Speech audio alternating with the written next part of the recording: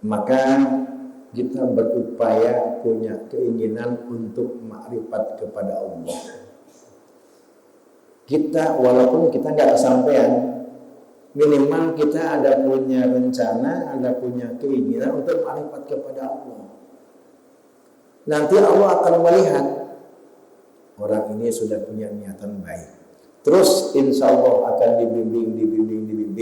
Allah akan mengirimkan guru, akan mengirimkan pendamping pembimbing kepada kita untuk mengantarkan kita sesuai dengan keinginan kita. Maka walaupun kita merasa jauh, merasa berat, tapi jangan sampai terhenti, jangan sampai tidak menginginkan untuk bisa makrifat kepada Allah Subhanahu wa ta'ala.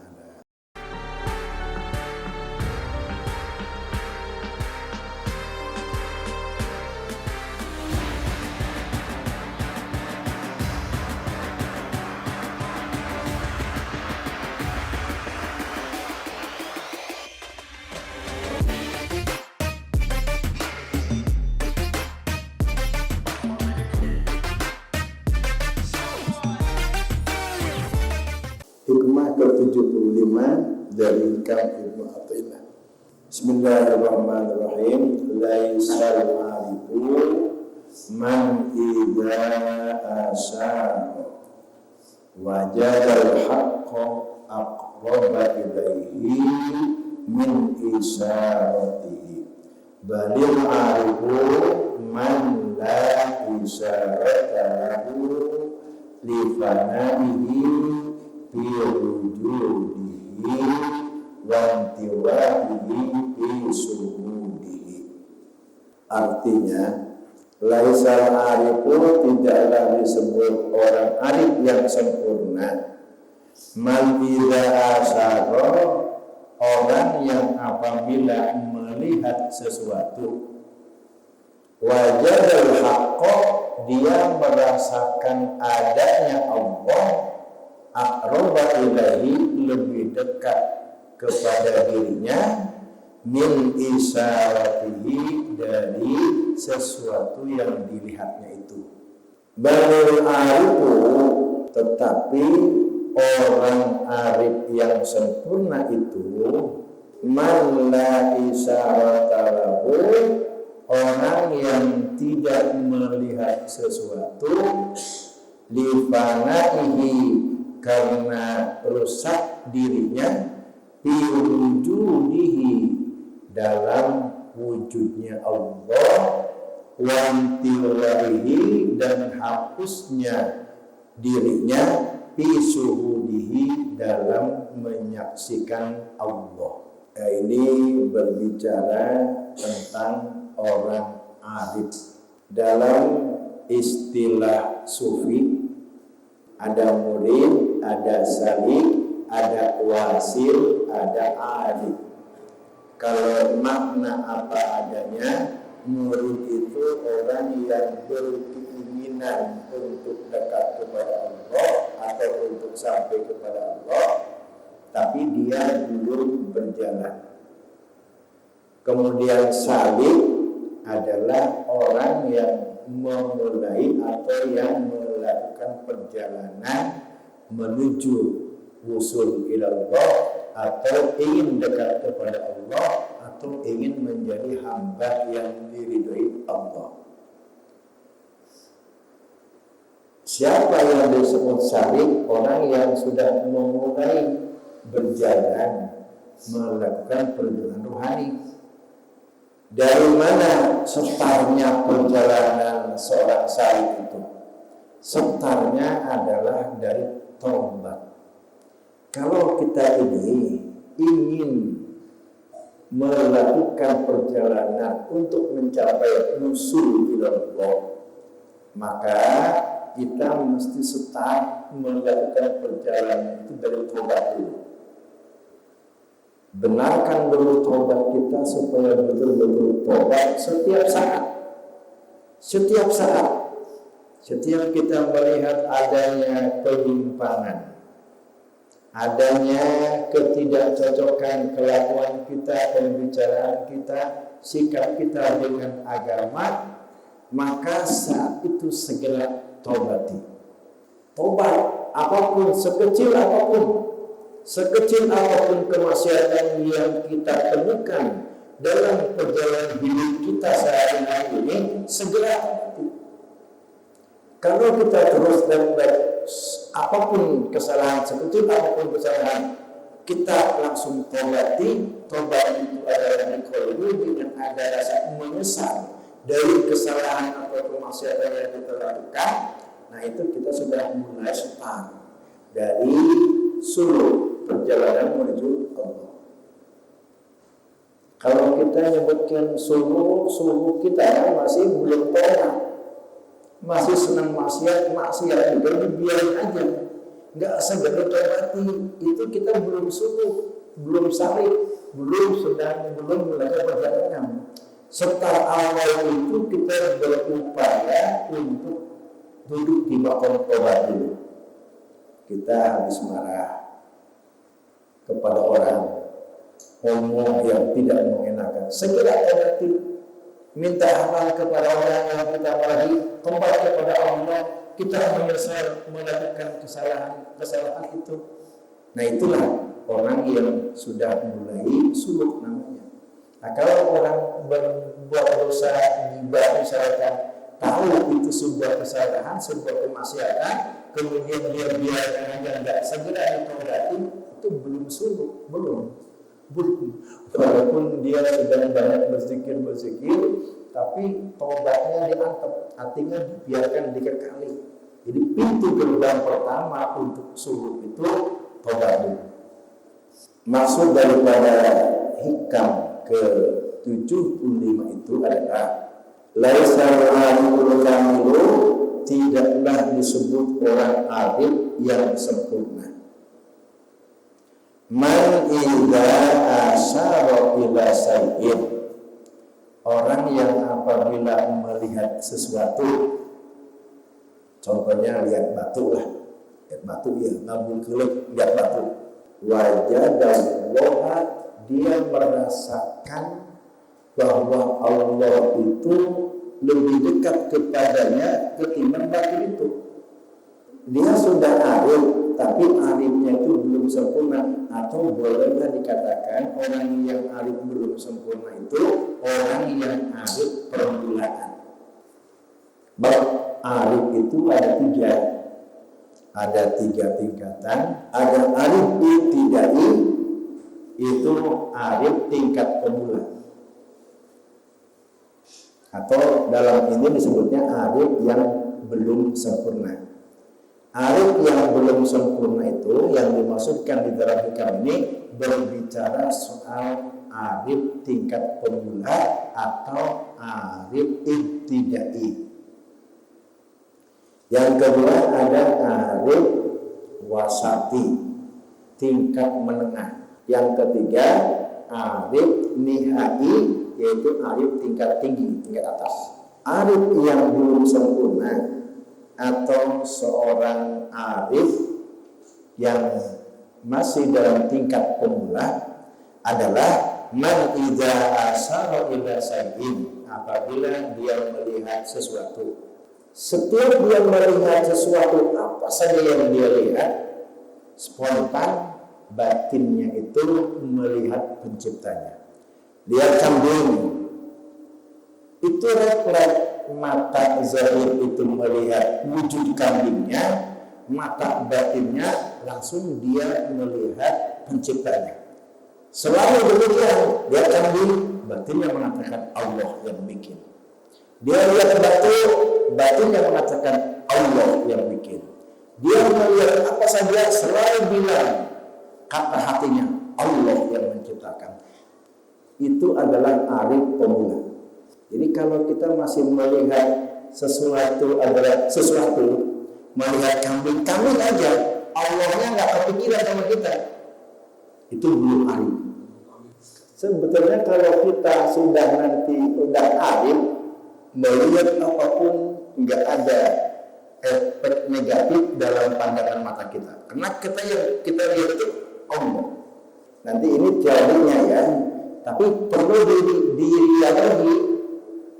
Setiap kita melihat apa saja, ini batin kita selalu teringat penciptanya. Melihat pohon kelapa, oh Allah yang menciptakan.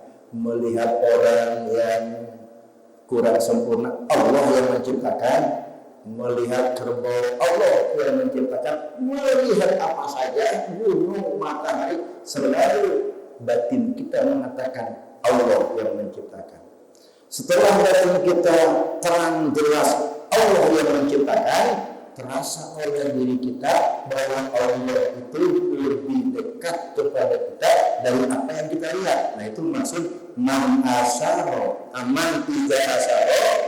Apabila orang itu melihat sesuatu, wajadal haqqa, dia merasakan Allah itu aqrab ilaihi, lebih dekat dengannya min isaratihi, dari sesuatu yang dia lihat. Begitu dia lihat, spontan batin yang mengatakan Allah yang bikin, Allah yang bikin, Allah yang bikin. Lihat apa saja, Allah yang bikin. Dan dia merasakan Allah itu lebih dekat dengan dirinya dari apa yang dia lihat. Ini adalah arif pemula, arif bidayah.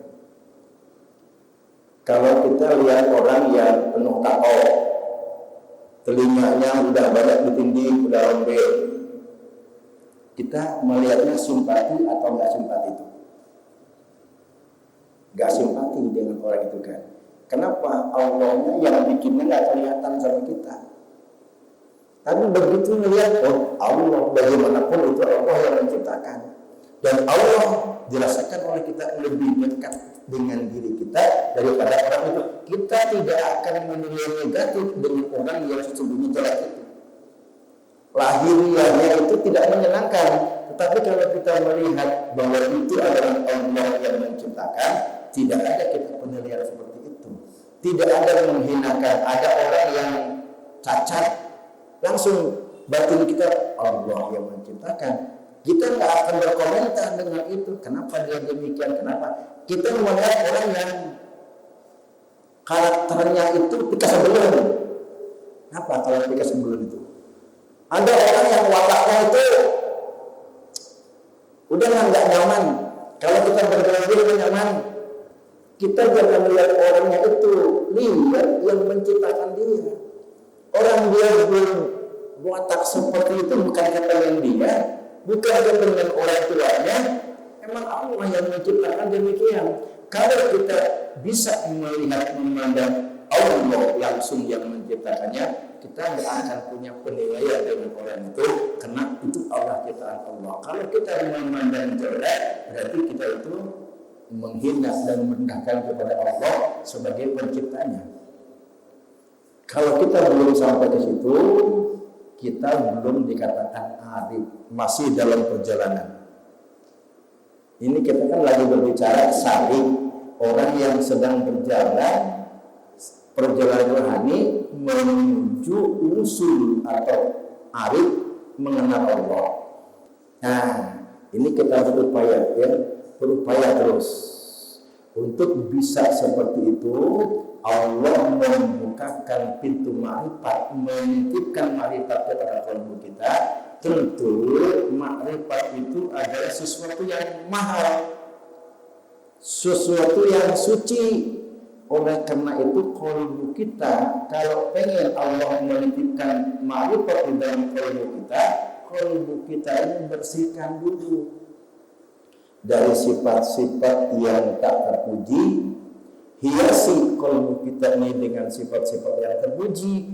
Kalau kalbu kita ini sudah bersih, Allah akan titipkan makrifat itu ke dalam kalbu kita. Sehingga jadi ini nggak bisa diada-adakan, nggak bisa dimanfaatkan oleh kita.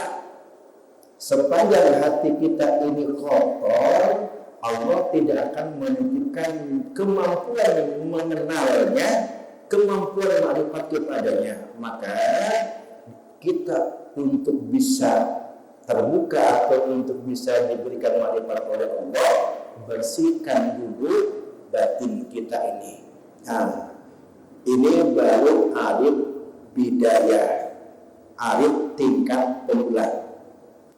Kita langsung aja, kenapa orang yang sudah kenal dengan Allah itu disebut arif, seorang arif yang tidak sempurna atau belum sempurna? Karena masih ada rasa, dia merasakan adanya Allah, dia merasakan ada sesuatu yang dia lihat, dan dia merasakan ada dirinya. Jadi masih banyak rasa dalam dirinya, bercampur rasa Allah ada, sesuatu yang dia lihat ada, kemudian dirinya pun juga ada. Nah, itulah penyebabnya dikatakan dia sudah arif, sudah kenal dengan Allah, spontan begitu melihat apa saja Allah terlihat sebagai penciptanya, tapi dia masih melihat dirinya, tapi dia masih menganggap melihat sesuatu yang dia lihat itu. Itulah yang disebabkan apa penyebabnya orang itu dikatakan arif tapi belum sempurna. Qolal arifuna, orang-orang yang arif billah ini, al-arifu salasu halatin. Orang arif itu ada 3 tingkatan. Yang pertama disebut at-tafriqah, yang kedua disebut al-jam'u, dan yang ketiga disebut al-jam'ul jam'i. Orang yang tingkatan pertama yang disebut dengan al-arif at-tafriqah itu apa? Bi ayyashhadal asya'a lillah, bi ayyashhadal asya'a lillah wa yashhadallaha aqraba ilaihi min kulli syai'in. 2 kata kuncinya. Begitu dia melihat sesuatu, bahwa sesuatu itu milik Allah, termasuk dia melihat dirinya bahwa dirinya itu milik Allah, bukan miliknya. Melihat apa saja, bi ayyashhadal asya'a lillah, melihat sesuatu lillah, apa saja yang dia lihat itu dia yakini, dia pandang lillah itu milik Allah. 1. Yang kedua, wa yashhadallaha aqraba ilaihi, dan Allah itu terasa lebih dekat dengan dirinya daripada yang dia lihat itu. Yang kedua, ariful jam'i, bagaimana dia? Bi ayyashhadal asya'a billah, melihat segala sesuatu itu billah, tidak lepas dari Allah. Melihat apa saja yang dia lihat, yang teringat oleh dia bahwa itu tidak lepas sedetik pun dari Allah. Semua makhluk, semua alam yang ada di jagat raya ini yang Allah ciptakan ini tidak lepas sedetik pun dari Allah. Maksudnya apa? Tidak lepas sedetik pun dari Allah, tidak lepas dari kudrat Allah. Kata kunci kudrat itu apa? Mengadakan. Kita melihat kambing kan dulu nggak ada, sekarang ada.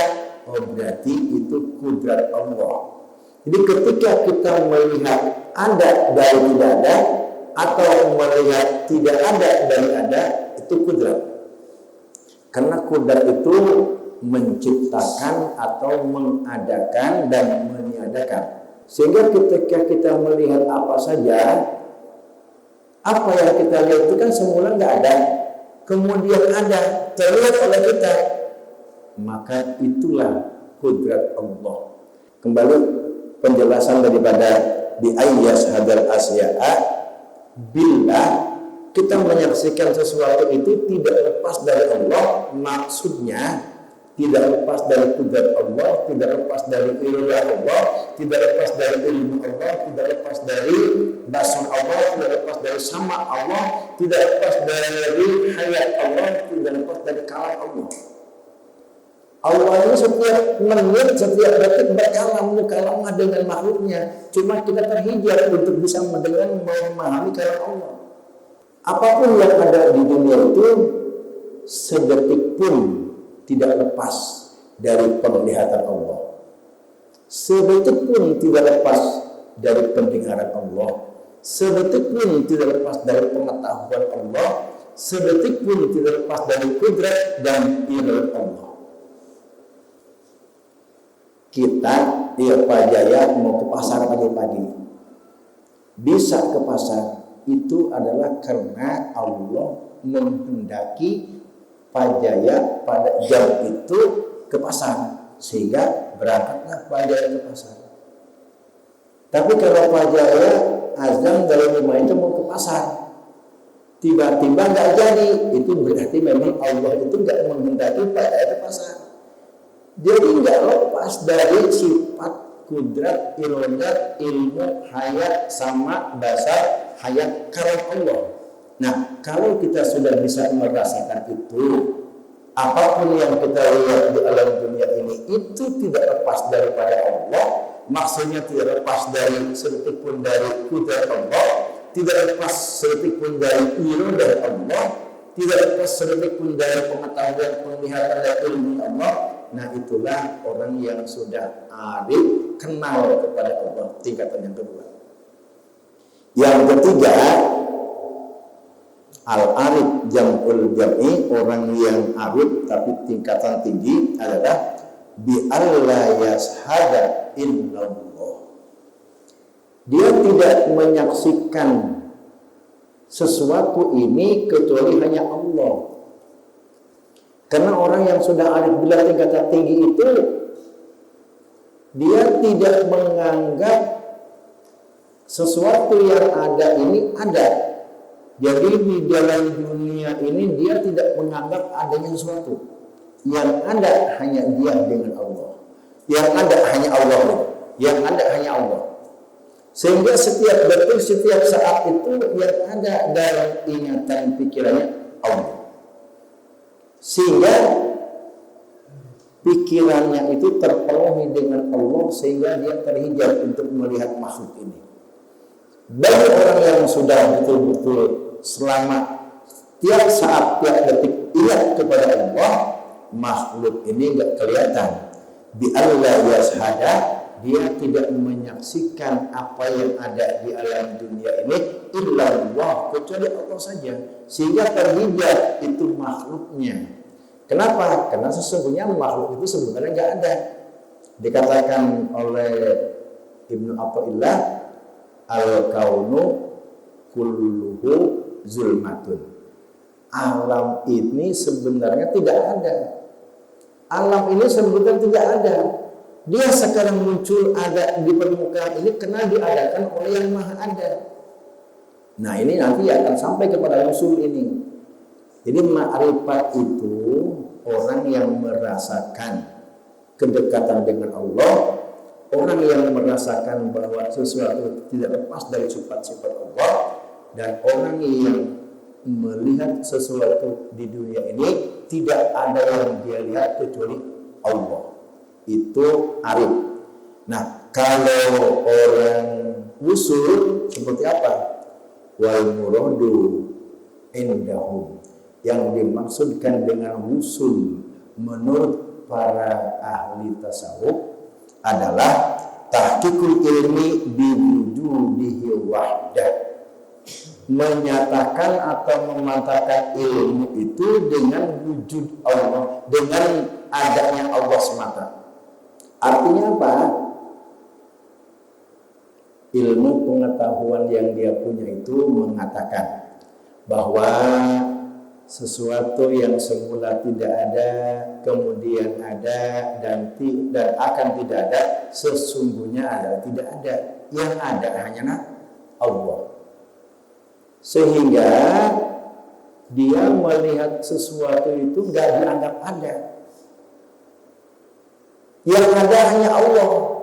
Nah, kalau sudah sampai ke situ, dia menganggap sesuatu ini tidak ada, yang ada hanya Allah, dia tidak sampai. Sampainya kemana? Sampai kepada wujudullah wahdah. Sampai kepada Allah satu keyakinan bahwa hanya Allah yang sebenarnya ada. Memang Allah itu adalah ismun limutajarridil haqqi, suatu nama untuk yang sesungguhnya ada, sedangkan yang lain itu tidak ada sesungguhnya. Artinya apa? Allah itu sesungguhnya ada, atau yang ada sesungguhnya, karena Allah itu adanya nggak diadakan oleh siapapun, oleh apapun. Sedangkan ada yang makhluk ini ada yang tidak sesungguhnya, artinya ada yang makhluk itu karena diadakan oleh yang maha ada. Sehingga dia tidak melihat makhluk, yang dia lihat adalah Allah. Nah, kalau orang sudah demikian, batinnya itu hanya Allah yang ada, nah itu dia sudah usul. Beda, jadi antara usul dengan ma'rifat itu wilayahnya beda. Objek usul itu wujudullah. Objek daripada arif itu merasakan dekat, merasakan sesuatu itu tidak lepas daripada Allah, dan tidak ada yang dia lihat kecuali Allah. Kalau tadi mah sampai kepada bahwa yang ada sesungguhnya itu adalah Allah, sedangkan yang lain tidak ada. Beda-beda tipis lah antara usul dengan ma'rifat. Cuma ada juga ulama itu mengatakan usul yang ma'rifat, ma'rifat yang sudah usul. Usulul abdi ilallah, usulnya seorang hamba ilallah, huwa su'uduhu bi'adami. Dia merasakan tidak ada dirinya. Wa bi'ilmihi biwujudihi ta'ala, hanya Allah saja yang ada. Nah, orang yang merasakan tidak ada dirinya bukan berarti dirinya itu enggak ada. Maksudnya begini, nah kalau Pak Jaya sudah bilang, orang kicep dikicapkan ke Allah. Kita melihat, dilihatkan oleh Allah. Kita mendengar, diperdengarkan oleh Allah. Kita bisa bicara, dimampukan bicara oleh Allah. Kita bergerak, digerakkan oleh Allah. Kita berjalan kemanapun, kena dijalankan Allah. Enggak ada yang punya kita mah. Jadi kita sih enggak melihat sesuatu pada diri kita. Itu yang dimaksudkan tidak melihat dirinya. Dia tidak melihat dirinya itu maksudnya tidak melihat sesuatu pada dirinya, bahwa semuanya itu yang punya Allah. Kalau begitu enggak ada yang punya kita. Nah, itu adalah usul. Jadi kalau sudah pada itu, ternyata memang enggak ada punya kita itu. Wa huwa su'uruhu bi'adamihi, dia merasakan tidak ada alam ini, dia merasakan tidak ada dirinya. Wa bi'ilmihi biwujudina, hanya Allah saja yang ada. Ternyata semuanya punya Allah, enggak ada yang punya kita mah. Nah, kalau sudah kita punya rasa seperti itu, maka itulah yang disebut dengan usulul abdi ilallah, sudah sampai dia kepada Allah. Kun arifan, nah itulah perbedaan antara usul dengan ma'rifat. Kemudian tingkatan ma'rifat, ada ma'rifat tafriqo, ada al-arif jam'u, ada al-arif jam'ul jam'i. Qala Qutbul Habib Abu Bakar Al-Idrus, man arafallaha soba lahul aisu wa tobat lahul hayat. Maka kita berupaya punya keinginan untuk ma'rifat kepada Allah. Kita walaupun kita nggak kesampaian, minimal kita ada punya rencana, ada punya keinginan untuk ma'rifat kepada Allah. Nanti Allah akan melihat orang ini sudah punya niatan baik. Terus insya Allah akan dibimbing. Allah akan mengirimkan guru, akan mengirimkan pendamping pembimbing kepada kita untuk mengantarkan kita sesuai dengan keinginan kita. Maka walaupun kita merasa jauh, merasa berat, tapi jangan sampai terhenti, jangan sampai tidak menginginkan untuk bisa ma'rifat kepada Allah Subhanahu wa ta'ala. Demikian maksud dari hikmah yang ke-75 ini, berbicara soal arif billah yang sempurna dan arif billah yang belum sempurna. Hikmah ke-76, wallahu a'lam bishawab.